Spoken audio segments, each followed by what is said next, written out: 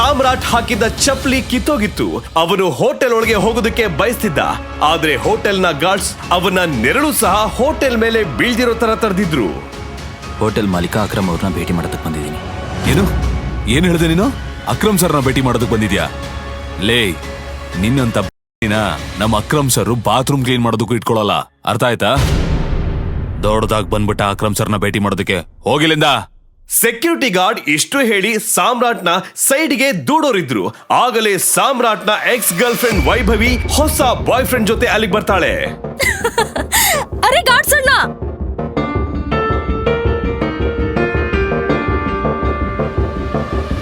ಈ ಭಿಕಾರಿಗಳನ್ನ ಈ ತರ ಓಡಿಸೋದಲ್ಲ ಅಣ್ಣ. ಪಾಪ ಈ ಬಡಪಾಯಿ ತಿಂದು ಅದೆಷ್ಟು ದಿನ ಆಯ್ತೋ ಏನೋ. ಹೌದು, ಅಷ್ಟಕ್ಕೂ ಈ ಹೋಟೆಲ್ ಅಲ್ಲಿ ಊಟ ಉಳ್ದಿರುತ್ತಲ್ವಾ, ಸುಮ್ನೆ ಎಸದ್ ಬಿಡ್ತೀವಿ. ಅದನ್ನ ಇವನಿಗೆ ತಿನ್ನೋಕ್ ಕೊಡ್ಬೋದಲ್ವಾ? ಪಾಪ ಬಡಪಾಯಿ ತುಂಬಾ ದಿನದಿಂದ ಹಸ್ತಿದಾನೆ ಅನ್ಸುತ್ತೆ. ಸ್ವಲ್ಪ ದಿನದ ಹಿಂದಷ್ಟೇ ವೈಭವಿ ಸಾಮ್ರಾಟ್ನ ಜೊತೆ ಒಟ್ಟಿಗೆ ಬದುಕಿ ಸಾಯೋ ಆಣೆ ಮಾಡಿದ್ಲು. ಆದ್ರೆ ಇವತ್ತು ಅವಳು ಅವನ ಎದುರೇ ಭಿಕಾರಿ ತರ ನಡ್ಸ್ಕೊಳ್ತಿದ್ಲು. ನನಗ್ ವಿಶ್ವಾಸನೇ ಆಗ್ತಿಲ್ಲ ಬೇಬ್, ಈ ನಿನ್ ಬಾಯ್ ಫ್ರೆಂಡ್ ಅಂತ. ಜಗನ್ನ ಈ ಮಾತನ್ನ ಕೇಳಿ ಸಾಮ್ರಾಟ್ನ ಕೋಪಕ್ಕೆ ಮಿತಿನೇ ಇರ್ಲಿಲ್ಲ. ಸಾಕ್ ಮಾಡು ಸಾಮ್ರಾಟ್, ನೆನೆ ಆ ಗಲ್ಲಿ ರೌಡಿ ಬಂದು ನಿನ್ ಹೆಂಡತಿಗೆ ಏನೇನೆಲ್ಲ ಬೈದು ಹೋದ. ನಿನ್ ಬಾಯಿಂದ ಒಂದ್ ಮಾತು ಕೂಡ ಬರ್ಲಿಲ್ಲ. ಇವತ್ತಿದು ನಿನಗ್ ಸ್ವಲ್ಪನಾದ್ರೂ ಗೊತ್ತಿದ್ಯಾ ಫೋನ್ ನನಗೆ ಎಷ್ಟು ಇಂಪಾರ್ಟೆಂಟ್ ಅಂತ? ಯು ನೋ ವಾಟ್, ನಿನ್ನಂತ ಗಂಡ ಇದನ್ನಲ್ಲ ಅಂತ ನಾಚಿಕೆ ಆಗುತ್ತೆ. ನಮ್ಮಪ್ಪ ಮನ್ಸ್ ಮಾಡಿದ್ರೆ ಯಾವ್ದಾದ್ರು ಬಾಲಿವುಡ್ ಸ್ಟಾರ್ ಜೊತೆ ನನ್ನ ಮದ್ವೆ ಮಾಡಿಸ್ತಿದ್ರು.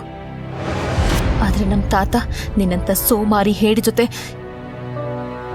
ಯಾಕೆ ನನ್ ಮದ್ವೆ ಮಾಡಿಸಿದ್ರು ಏನೋ. ಓ ಗಾಡ್. ಸಾಮ್ರಾಟ್ ಒಬ್ಬ ಬಡ ಮತ್ತು ಅನಾಥ ಹುಡುಗ. ಅವನ ಮದುವೆ ಶ್ರೀಮಂತ ಮನೆಯ ಮಗಳು ಸಾನಿಯಾ ಜೊತೆ ಒಂದು ಅನಿವಾರ್ಯ ಪರಿಸ್ಥಿತಿಯಲ್ಲಿ ನಡೆದಿತ್ತು. ಸಾನಿಯಾಳ ಖರ್ಚು ನೋಡ್ಕೊಂಡು ಅವಳನ್ನ ಖುಷಿಯಾಗಿಡಷ್ಟು ಯೋಗ್ಯತೆ ಸಾಮ್ರಾಟ್ಗೆ ಇರಲಿಲ್ಲ. ಅತ್ತೆ ಮನೆಯಲ್ಲಿ ಅವನಿಗೆ ಕಾಸಿನ ಕಿಮ್ಮತ್ತು ಇರಲಿಲ್ಲ. ಸಾಮ್ರಾಟ್ ಕೆಲಸದವರಿಂದಲೂ ಬಯಸ್ಕೊಳ್ತಿದ್ದ. ಏ ಕುರುಡ, ಕಣ್ ಕಾಣ್ಸಲ್ವಾ? ನನ್ನನ್ನ ಡಿಕ್ಕಿ ಹೊಡಿಯಕ್ ನಿನ್ಗೆ ಎಷ್ಟು ಧೈರ್ಯ? ಹಾ, ಏನ್ ಮಾಡ್ತಾ ಇದ್ದೀರಾ ನೀವು? ಬಿಡಿ. ಮಗನೇ, ನೀನ್ ಯಾರಿಗ್ ಡಿಕ್ಕಿ ಹೊಡೆದಿದ್ಯಾ ಅಂತ ಗೊತ್ತಾ ನಿನ್ಗೆ? ಗಜ್ಜು ಬಾಯ್ ಹೆಸರು ಕೇಳಿದ್ಯಾ? ಈಗ ಡಿಕ್ಕಿ ಹೊಡೆದಿದ್ಯಾ, ದಂಡ ಕಟ್ಟೆ ಹೋಗ್ಬೇಕು ನೀನು, ಗೊತ್ತಾಯ್ತಾ? ಲೇ, ಇವನು ಅದೇ ಮನೆ ಅಳಿಯ ಅಲ್ವಾ? ಕೋಟಿ ಅಧಿಪತಿ, ಸುಂದರ ಹೆಂಡತಿ ಇರೋನು. ಆ ಒಂದ್ ಕೆಲ್ಸ ಮಾಡೋಣ ರಾಜ, ಇವತ್ತು ಇವನ್ನ ಕಿಡ್ನಾಪ್ ಮಾಡ್ಬಿಡೋಣ. ಅದೇ ನೆಪದಲ್ಲಿ ಅವನ್ ಹೆಂಡತಿನ ನಮ್ಮ ಅಡ್ಡ ಕರ್ಸ್ಕೊಳ್ಳೋಣ. ಇಡೀ ರಾತ್ರಿ ಪಾರ್ಟಿನೇ ಪಾರ್ಟಿ. ಸಾಮ್ರಾಟ್ನ ಫೋನ್ ಮತ್ತೆ ರಿಂಗ್ ಆಯ್ತು.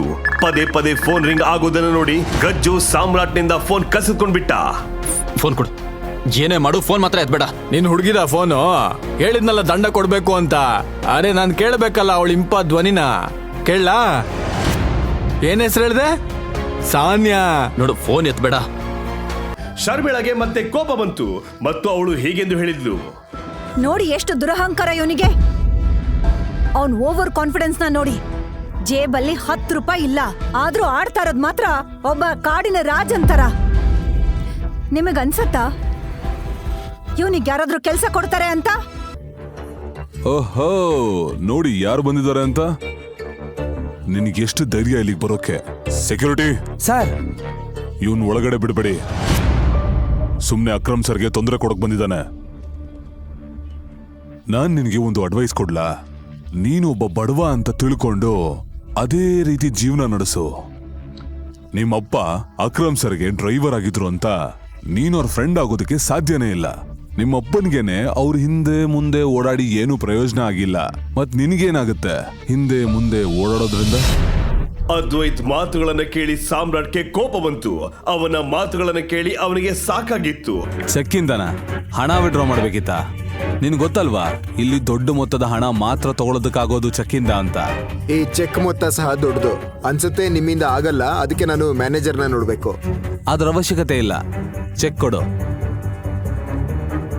ಪ್ರಣವ್ ಅದನ್ನು ನೋಡದೆ ಎಲ್ಲರ ಮುಂದೆ ಅದನ್ನ ಹರಿದು ಹಾಕಿದ. ಅಯ್ಯೋ, ಹುಚ್ಚಿಡ್ದಿದ್ಯಾ ನಿನ್ಗೆ? ಏನ್ ಮಾಡ್ದೆ ನೀನು? ಸೆಕ್ಯೂರಿಟಿ, ಇವನನ್ನ ಇಲ್ಲಿಂದ ಹೊರಗಾಕಿ. ನಕಲಿ ಚೆಕ್ ತಗೊಂಡ್ ಬಂದು ಬ್ಯಾಂಕ್ ಅವ್ರಿಗೆ ಮೋಸ ಮಾಡ್ಬೇಕು ಅನ್ಕೊಂಡಿದ್ಯಾ? ಪೊಲೀಸ್ ಅವ್ರನ್ನ ಕರೆಸಿ ಈಗ್ಲೇ ನಿನ್ನನ್ನು ಅರೆಸ್ಟ್ ಮಾಡಿಸ್ತೀನಿ. ಪ್ರಣವ್ ಮತ್ತು ಉಳಿದವರಿಗೆ ಸಾಮ್ರಾಟ್ ಈ ಸ್ಥಿತಿ ನೋಡಿ ನಗು ಬಂತು. ಸಾಮ್ರಾಟ್ ಸ್ವಲ್ಪ ಹೊತ್ತು ಸುಮ್ನಿದ್ದ ಮತ್ತು ಅವನು ಯಾವ ಹಂತಕ್ಕೆ ಹೋಗ್ತಾನೆ ನೋಡೋಣ ಅಂತ ಸುಮ್ನೆ ಇದ್ದ. ಅಷ್ಟರಲ್ಲಿ ಆ ವ್ಯಕ್ತಿ ಚೈತ್ರಾಲಿ ಕಡೆ ತಿರುಗಿ ಹೇಳಿದ, ನೀನ್ ನೋಡಕ್ ಎಷ್ಟು ಸುಂದರವಾಗಿದ್ಯಾ. ನಿನ್ನ ನೋಡಿದ್ರೆ ನೀನ್ ತುಂಬಾ ಶ್ರೀಮಂತರ ಮನೆಯಿಂದ ಬಂದಿದ್ಯಾ ಅನ್ಸುತ್ತೆ. ನೀನ್ ಇಂಥವ್ರ ಜೊತೆ ಎಲ್ಲ ಬರಬಾರ್ದು. Standard is important, right? ನಿನಗೆ ಯಾರಾದ್ರೂ ಬಂದು ಹೇಳಿದ್ರ ಬುದ್ಧಿವಾದ ಹೇಳು ಅಂತ? ಹೋಗಿಲ್ಲಿಂದ. ನೀನ್ ನನ್ ಜೊತೆ ಬಾ, ನಿನಗೆ ಏನು ತೊಂದರೆ ಆಗಲ್ಲ. ನೀನ್ ಇಂಥ ಡೌನ್ಲೋಡ್ ವ್ಯಕ್ತಿಗಳ ಜೊತೆ ಇರಬಾರ್ದು. ಇವನ ಅಪ್ಪನೇ ಅವನ್ ಹುಟ್ಟಿದ ತಕ್ಷಣ ಬಿಟ್ಟು ಹೋಗಿದ್ದಾನೆ ಅನ್ಸುತ್ತೆ. ಸಾಮ್ರಾಟ್ಗೆ ಇನ್ನೂ ತಾಳ್ಮೆಯಿಂದ ಕೂರಲು ಸಾಧ್ಯವಾಗಲಿಲ್ಲ. ಇವನು ಈಗ ಎಲ್ಲ ಲಿಮಿಟ್ ಗಳನ್ನ ಕ್ರಾಸ್ ಮಾಡಿದ್ದಾನೆ. ಮುಂದೆ ಏನಾಗುತ್ತದೆ ಅಂತ ತಿಳಿದುಕೊಳ್ಳಲು ಈಗ ನೀವು ಪಾಕೆಟ್ ಎಫ್ಎಂ ನಲ್ಲಿರೋ ಎಲ್ಲಾ ಶೋಗಳನ್ನ ಈಸಿಯಾಗಿ ಕೇಳಬಹುದು.